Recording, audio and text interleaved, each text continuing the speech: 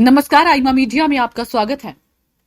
Operation सिंदूर के बाद हवाई संघर्ष में 4 दिनों तक पाकिस्तान को सबक सिखाने के बाद अब भारत सरकार ने बांग्लादेश को भी सबक सिखाने की पूरी तैयारी कर ली है।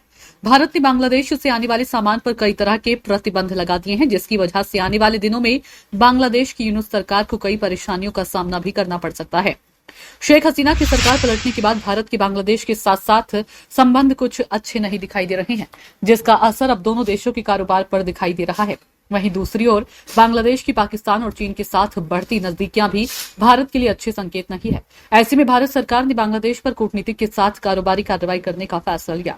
केंद्र सरकार ने बांग्लादेश से आने वाले उत्पादों पर प्रतिबंध लगा दिए हैं। अब readymade garments, processed food, plastic उत्पाद, लकड़ी के फर्नीचर और डाई जैसे उत्पादों का आयात भारत के हर बॉर्डर या पोर्ट से नहीं हो सकेगा। रेडीमेड गारमेंट्स अब केवल नाहवा, शेवा और कोलकाता सीपोर्ट के माध्यम से ही भारत में आ सकेगा।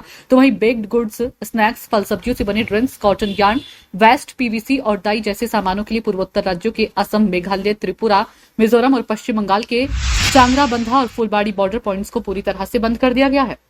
ये फैसला बांग्लादेश द्वारा भारतीय निर्यात पर भूमि मार्ग के जरिए लगाए गए प्रतिबंधों और अधिक ट्रांजिट शुल्क के जवाब में लिया गया है, जो द्विपक्षीय समझौतों की भावना के विरुद्ध है।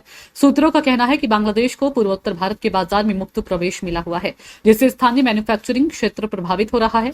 इससे अस्वस्थ निर्भर बनती है और पूर्वोत्तर राज्यों का औद्योगिक विकास रुक जाता है। इससे पहले भारत ने 9 अप्रैल को बांग्लादेश को दी गई ट्रांजिट सुविधा वापस ले ली थी, जिसके तहत बांग्लादेश दिल्ली एयरपोर्ट समेत अन्य भारतीय पोर्ट से मिडिल ईस्ट और यूरोप के लिए निर्यात करता था। यह सुविधा केवल नेपाल और भूटान तक सीमित कर दी गई थी। भारत के इस कदम से बांग्लादेश निर्यात बुरी तरह से प्रभावित होगा और उसे दुनिया भर में सामान भेजने में दूरी, ऊंची लागत और अनिश्चितता का सामना करना पड़ेगा। भारत ने बांग्लादेश को कई सुविधाएं दी हुई थी और ट्रांस शिपमेंट के जरिए बांग्लादेश को व्यवस्थित रास्ते दिए हुए थे। भारत ने बांग्लादेश के विरुद्ध ये कदम मनमाने तरीके से नहीं उठाए, बल्कि इस स्थिति के लिए बांग्लादेश स्वयं जिम्मेदार है। शेख हसीना की सरकार अपदस्थ किए जाने के बाद बांग्लादेश लगातार भारतीय हितों को नुकसान पहुंचाने का प्रयास कर रहा था। बांग्लादेश के भारत विरोधी रवैये के चलते आर्थिक संबंधों को मजबूत बनाने के लिए पिछले 1 दशक से चल रही कोशिशों पर मोहम्मद यूनुस ने पानी फेर दिया है। दरअसल यूनुस सरकार भारत विरोधी भावनाओं को तख्ता पलट के बाद हिंदुओं के धार्मिक स्थल तोड़े गए और उससे दोनों देशों के रिश्तों में कड़वाहट घुल चुकी थी। बांग्लादेश पाकिस्तान के अत्याचारों को भूल और भारत द्वारा किए गए उपकार को भूलकर कट्टरपंथियों के हाथों में पहुंच चुका है।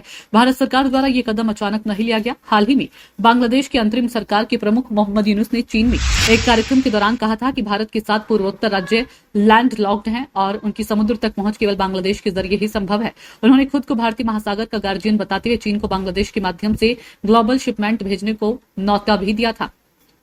यह बयान भारत को बेहद आपत्तिजनक लगा और इसका असर इस फैसले में स्पष्ट रूप से दिखा। जटिल स्थितियों में भारत ने बांग्लादेश पर आर्थिक सर्जिकल स्ट्राइक करने का फैसला लिया। बांग्लादेश का रेडीमेड गारमेंट्स उद्योग उसकी अर्थव्यवस्था की रीढ़ रहा है। हालांकि बांग्लादेश की इंडस्ट्री का साइज भारत के मुकाबले काफी छोटा है, लेकिन निर्यात तो 45 अरब डॉलर का है। राजनीतिक उथल पुथल के चलते उसके रेडीमेड गारमेंट्स के उद्योग को काफी नुकसान पहुंचा। भारत द्वारा उस पर कई तरह के प्रतिबंध लगाए जाने से उसका निर्यात प्रभावित होगा। पहले से ही कंगाल हो चुके बांग्लादेश को गंभीर आर्थिक संकट का सामना करना पड़ेगा। चुनौतियों का सामना करने के लिए भारत ने चिकन नेक कॉरिडोर और उसके आसपास मजबूत रेलवे और सड़क नेटवर्क विकसित करने की परियोजना भी शुरू कर दी है।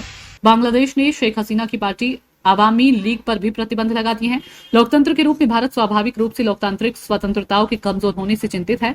भारत बांग्लादेश में स्वतंत्र निष्पक्ष चुनावों का ही समर्थन करता है। देखना होगा कि दोनों देशों के संबंध किस दिशा में आगे बढ़ते हैं।